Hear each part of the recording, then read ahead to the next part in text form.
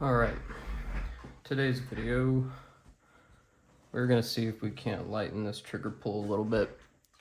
So I've got my cheapo gauge. Let's just try to get a baseline for what this trigger pull is. Oh, we're going to hold the hammer back and try to prevent it from falling, because if it does, you see it's going to hit your last round bolt hold open and probably break it.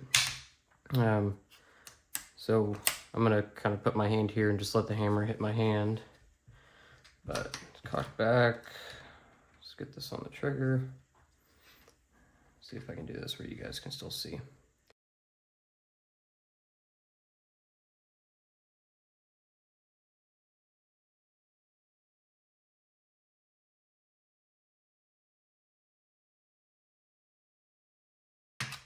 About 9.5. Okay, so let's call it a 9.5 pound trigger. My working theory, and we'll find out today, is because we have an AR style trigger back here and an AR style trigger up here, and we have a connecting rod between them, and these both have return springs, is that we don't need both of them. What we're going to end up doing is taking this one off and not this one.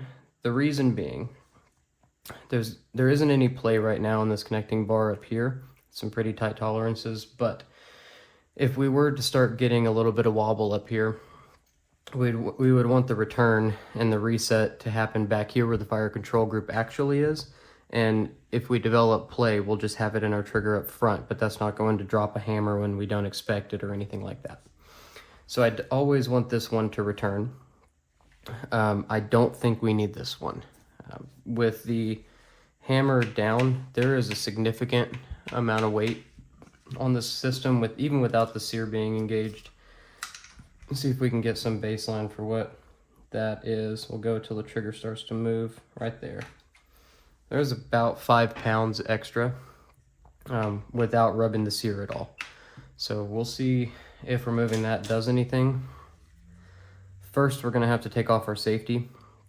I would imagine we could do this from either side, but being that it's an AR style safety, it usually comes out of the, I guess you call it the left-hand side of the gun. So we'll take off this end cap, and then we have a ball and a little spring in here. We'll pull out.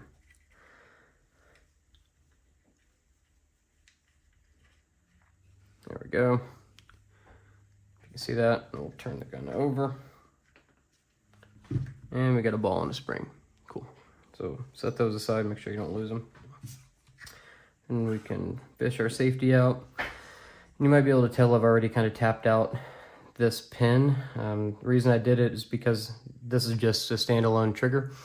Normally, and you can maybe see on this one, the tail end spring of the hammer sits on a little notch inside of the trigger pin and prevents it from walking out. Because this one didn't have it, I suspected that it was just press fit into the plastic, and I was right. So this has teeth on it on this side of the gun and not this side. So I was kind of tapping it back and forth just till I could see some teeth or some threads or something, to know that I wasn't going to tap it the wrong way. Because if you tap it out this way, what you're going to end up doing is enlarging both of these holes, because this is tapered, and then the pin will walk out on you all the time. So if you are following along and doing this, make sure you tap the pin out that way. So it should be fairly simple. We'll put a little downward pressure on it with our fingers so things don't get too wonky while we try to push this out. You will need a hammer to tap this out. It looks like I still will, because it is in there pretty snug.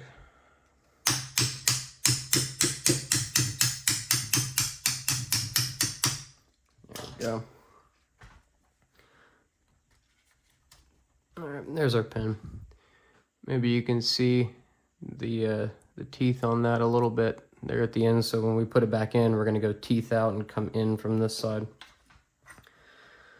Now we can lift our trigger out, and this rod just slides right off.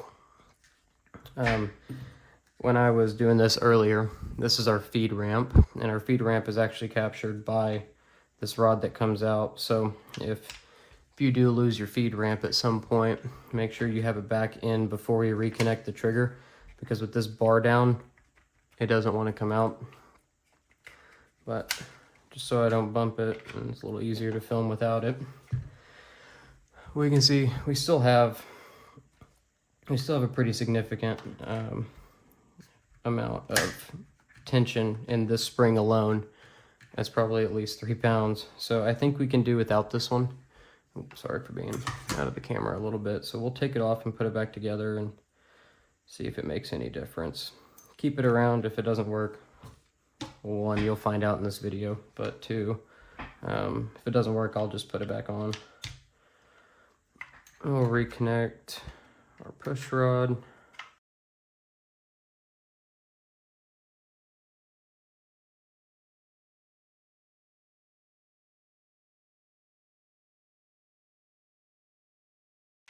But that already feels at least twice as light. I mean, as you would expect.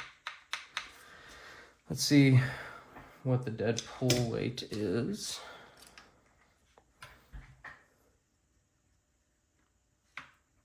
Yeah, we got the trigger to move at about 3 pounds now. So I already know we've cut at least 2 pounds off of it. It should be pretty noticeable. I can see, and it would be very difficult to show you, but I can see that the hammer back here, the sear on it is a little, well, 1, you can see milling marks, but 2, it doesn't look level. But the good thing is, it doesn't look like we have, so normally on a regular AR hammer, there's a little bit of a cup that goes over the sear that kind of makes it hard to file properly. But this one doesn't have it, so we could get a stone on it and make it very, very flat. So I think we will do that. There's our safety. There's really nothing special about it, but drop that back in. Make sure we put the ball back in the hole first, then our spring. If you ever did want to lighten your the detent on your safety so it's not so hard to move, you could maybe cut a couple links off of that spring. I said in a previous video that this screw was cranked down pretty tight, and it made the safety almost impossible to use without like cocking your wrist and putting some real force into it. And I backed it out until it was about flush with this edge. That's what I'm going to do again.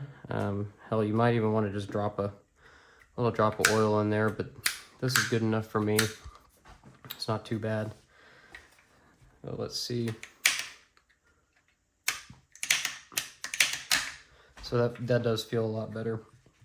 I'll put the other side of our safety on while we're here.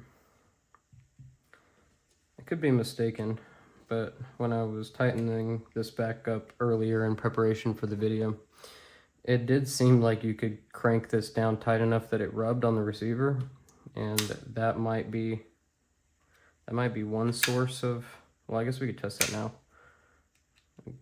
Crank this down pretty good real quick.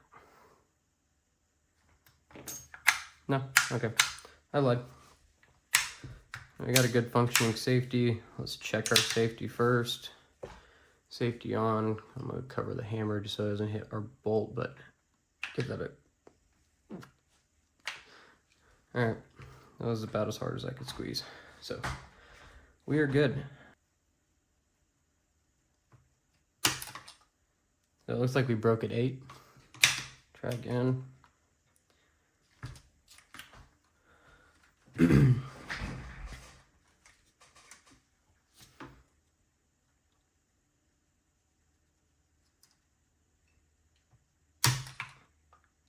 Broke at 7.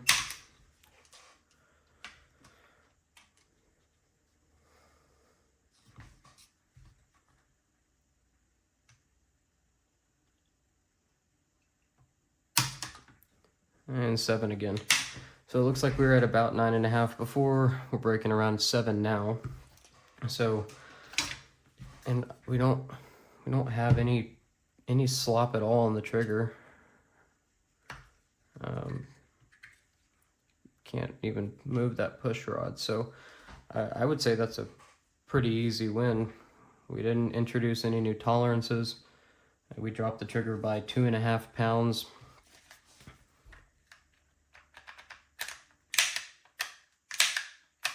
Yeah, that's nice. I like that. Okay, that was easy. I guess let's take out the hammer. Close. So I see teeth on this side of the trigger pin. I don't think I see any teeth on, oh, sorry, you can't see. There's teeth on this side of this one and not on this one, so your trigger and your hammer pin. If we flip it over, I can very easily see teeth on this one, but not on this one. So what that means for us, get that tightened a little bit. What that means for us is we'll tap the hammer pin out that way, and we'll tap this trigger pin out that way.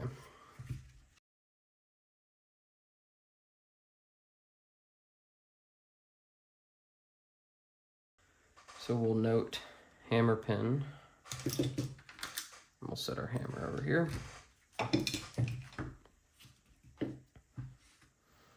And then trigger pin. And we'll set it opposite right there. Here's our disconnector shoe, or hook. Hook is probably the right word. Here's the spring for our disconnector hook. And then there's our second trigger. So I'm gonna set this aside because we don't really need the lower receiver for a while. So this is effectively the position that your hammer is in, and the trigger. Actually, let me take this spring off just so that you can see a little better. If you're not familiar with AR fire control groups, this little ledge down here at the bottom is the sear on the hammer, and then here's the sear on the trigger, this front forward face. The two kind of sit like this, and when you pull the trigger, this drops and this rotates forward now that it's free and nothing to stop it. But you can see this is still powder coated, and I don't know why they went with powder coat for the finish on this, probably just because it was cheaper. But you certainly don't want your trigger to feel like shit because you're rubbing powder coat against what is mostly removed powder coat, I suppose. So we're not getting a very clean break on this trigger, and this is exactly why. So let me pause, go gather some tools, and we will polish these up. And I don't know that it's necessarily going to lower the trigger weight. It should, but we'll certainly get a cleaner break off of that instead of a little bit of a slip, drop. Okay, 1 second. Okay, so I've got this clamped down in a vise now with the sear showing. And the first thing we're going to do is take one of these little stones and try to find the sharpest edge we can. And that sharp edge will go kind of inside that little corner. And we'll try to true this up a little bit. Let me see if I can find a good way to do this where you can maybe still see.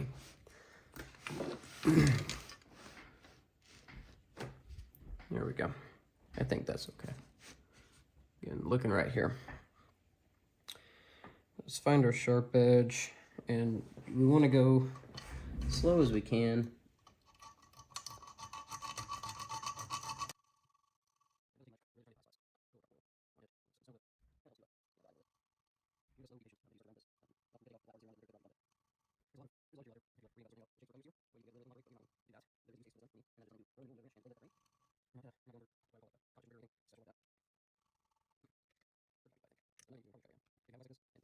But you can try to set it in here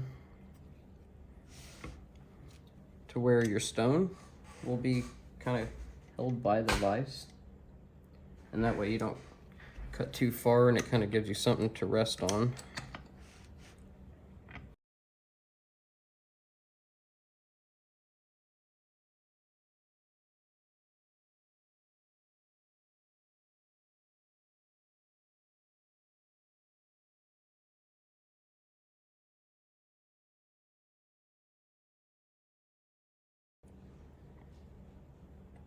Okay, one more pass and we can move on to some finer polishing.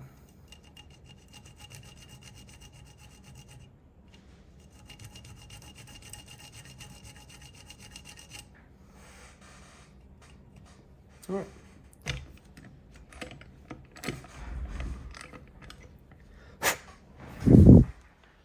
If I can get that to refocus, maybe. There you go. You can see that better. So now it's nice and flat. Before it had a bit of a curve to it. A little lumpy, and there was still some whatever this is. I really don't think this is a chemical coating. It sure feels like powder coat. Well, actually, no. The hammer is blued. The trigger is not. You can maybe see the difference in color. Hammer's definitely blued. This is definitely powder coat. That texture on it. Gross. Alright, so we got a pretty decent looking sear. If you have stones like this, you can spool them up in the Dremel, and you can get pretty clean right here. I think I will do that. Okay, so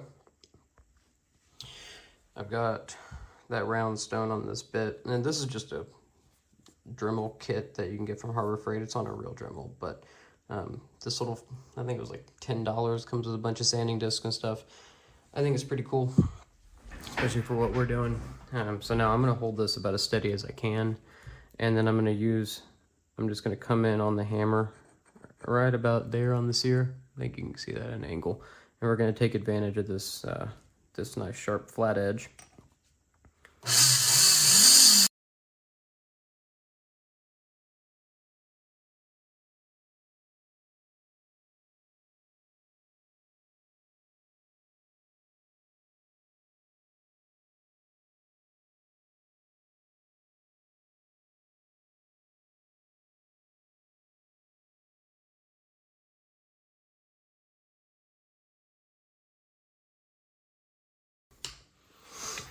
All right, let's see how that looks.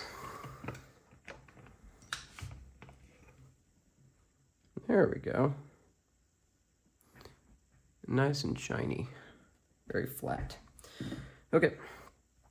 So this little tip is a polishing tip, and it's actually pretty ablative. So what I'm going to do is spool it up. I'm going to put on the stone to try to get a nice flat cone here instead of a rounded one. And then we'll come in here and polish this. And then the easy part, and this is the hard part, this goes pretty quickly because you can see all the exposed area on it. So we'll unchuck this, throw this bad boy on there. And then come in here, see, I don't know if you can see that very well, but we'll just grind it on the stone.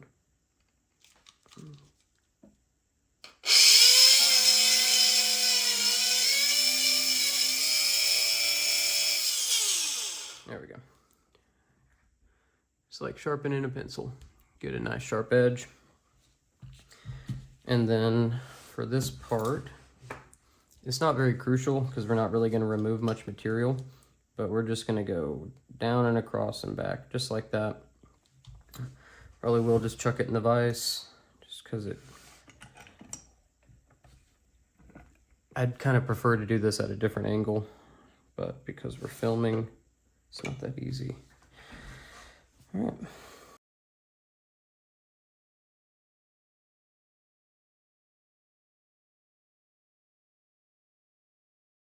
All right. That should be it for our hammer.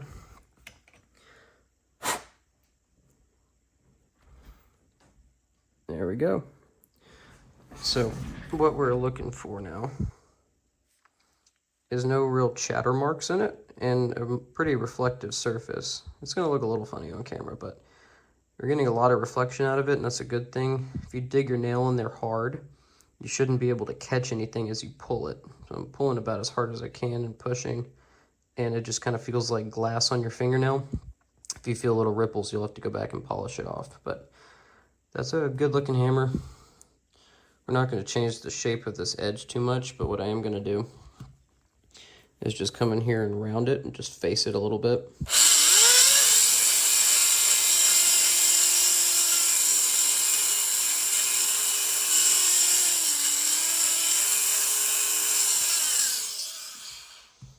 There we go. It's still a little sharp on that edge. Take it a smidge off of that.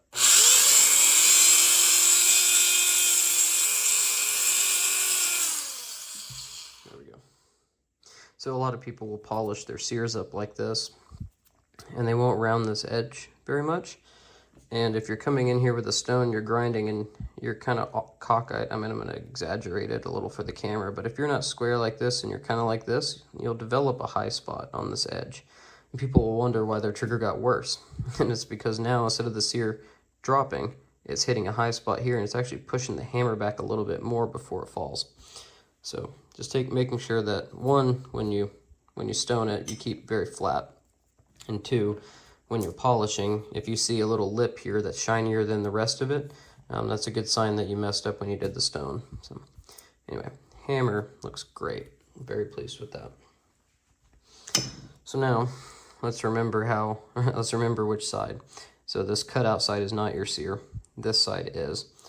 And we're just going to flatten it up and try to take some of this powder coat off.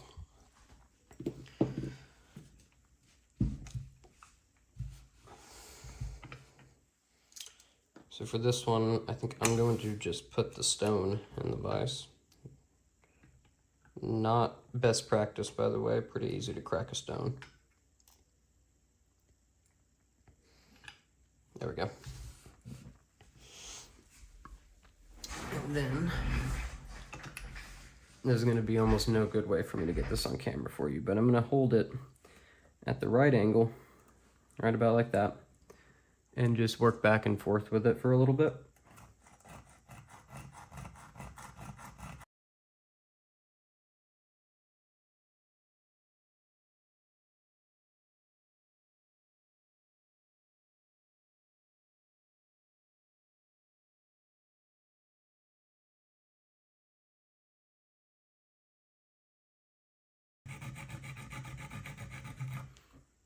There we go.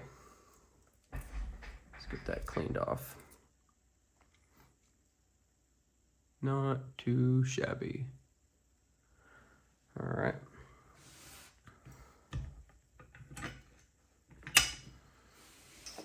So same thing as the hammer. Chuck this guy up in the vise.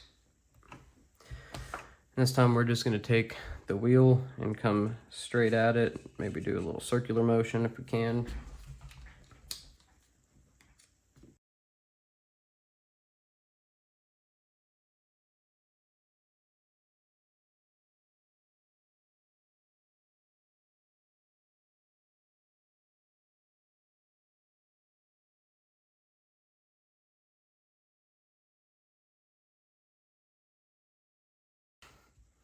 Okay, perfect.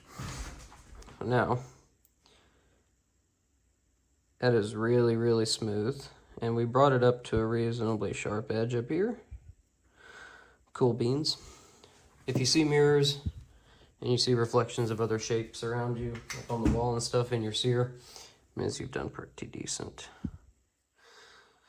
So now, we're gonna do the same thing and face off this. We're just gonna come here at the side and try to clean it up the same way we did the tip, and then we'll give that a quick run, and we should be well on our way to a much nicer feeling trigger. I don't know, well, one, my gauge is kind of crappy, but I would suspect that we should lose maybe at least half a pound by polishing, hopefully more.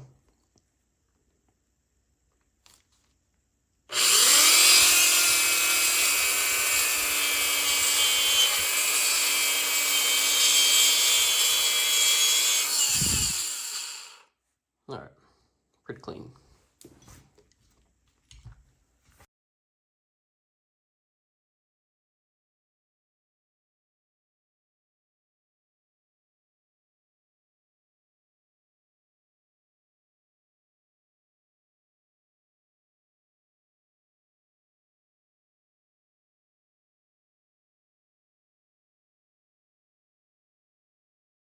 up of, there we go. That is much, much better. That is much, much better than powder coat, that's for sure. All right, let's get all this crap out of the way. Got our 2 pins in their proper orientations. It looks like we lost a spring. There we go. Disconnector spring. Get all of our grinding crap out. Probably will put a drop of oil on the sear. We'll use a different oil for that. Okay. Looks pretty good.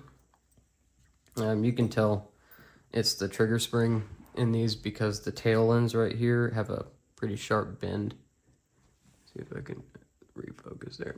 There we go. These have a bend at the end, so if you do take the springs off of both things and don't know where they go, the hammer spring has flat ends on the spring. But there's the orientation for the spring. The way it pushes here, it'll be preloaded like this. So it opens. Let's get the lower back in the picture some. Zoom out a smidge. So we need to put, and I'm going to take this out just so it doesn't fall out. We need to put the trigger spring in first. I've got all sorts of dust on this guy, so I can't even get that open. There we go. Put just a little dab of oil inside those holes.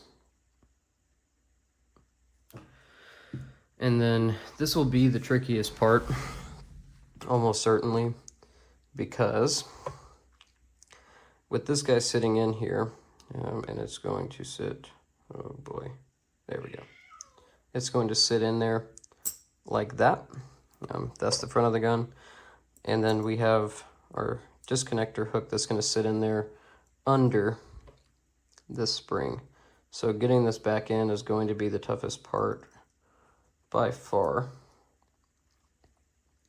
So I doubt that I'm going to be able to get this on camera.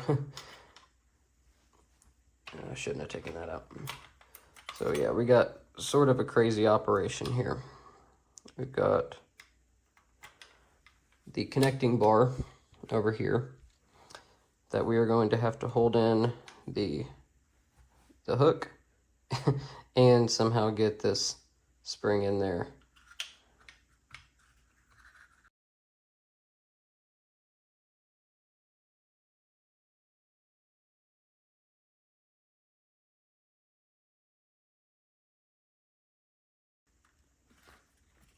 You know what?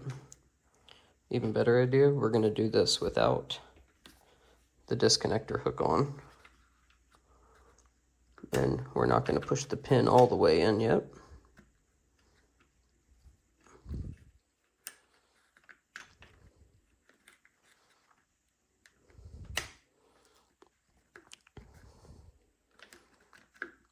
Mas patience.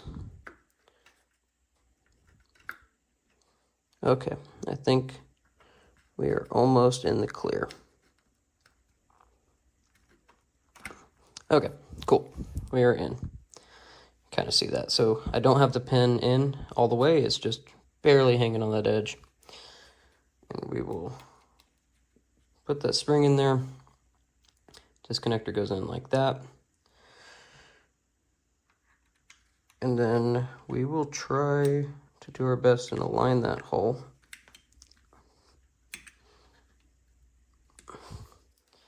All right, I think we got it.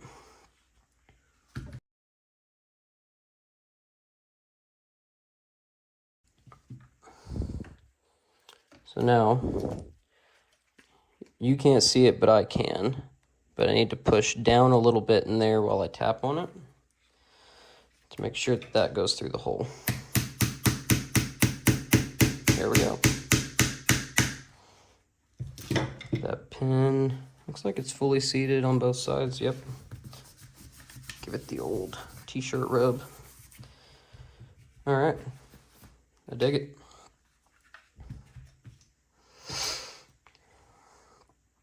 Hammer will hopefully be a little easier. We'll put one itsy bitsy drop of oil on the sear that we can actually get a screwdriver in or something and maybe pry the trigger a little bit to that side first. Let's straighten up that leg. And of course I don't have a good size. Oh, well, here's the junkiest flathead anyone's ever seen.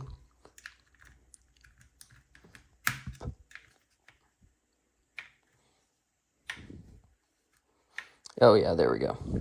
So there is enough wobble in here for you to push the trigger all the way that way so that we can get the spring back behind it. Yeah, there we go. I think you can see that leg back there poking through. All right, now this hammer pin comes in from this side, if I remember correctly. And we're just going to go until we, maybe you can see it with me, there we go, until we can see that hole line right in there. There we go.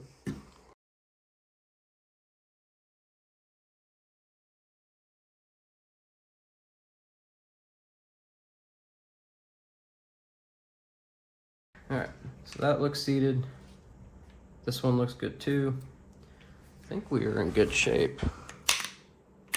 Oh yeah, that's much nicer.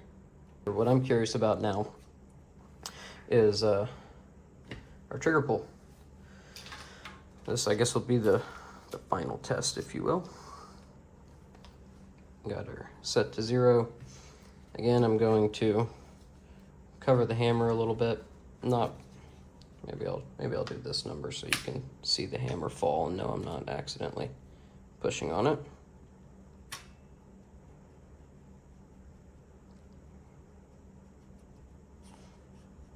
What in the world? Must not be doing something right.